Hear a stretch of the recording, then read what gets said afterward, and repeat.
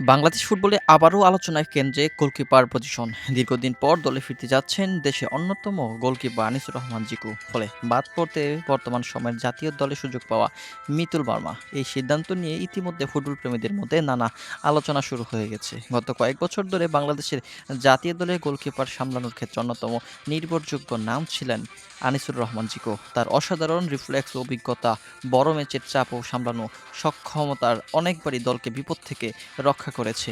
বিশেষ করে আন্তর্জাতিক ম্যাচে তার পারফরম্যান্স প্রশংসা কুড়িয়েছে।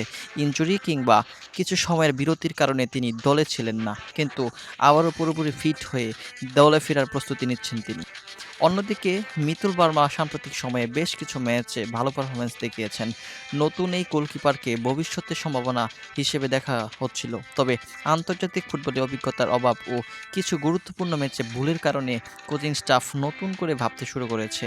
সেই কারণেই অভিজ্ঞ জিকুকে আবারও দলে ফেরানোর সিদ্ধান্ত নেওয়া হয়েছে বলে ধারণা করা হচ্ছে। বাংলাদেশ ফুটবল ফেডারেশন আগামী গুরুত্বপূর্ণ আন্তর্জাতিক ম্যাচ সামনে রেখে শক্তিশালী দল গঠনের পরিকল্পনা করেছে।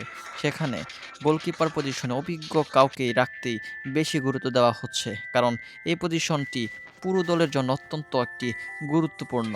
এই একটি ভালো সেভ অনেক সময় ম্যাচকে ফলাফল বদলে দিতে পারে।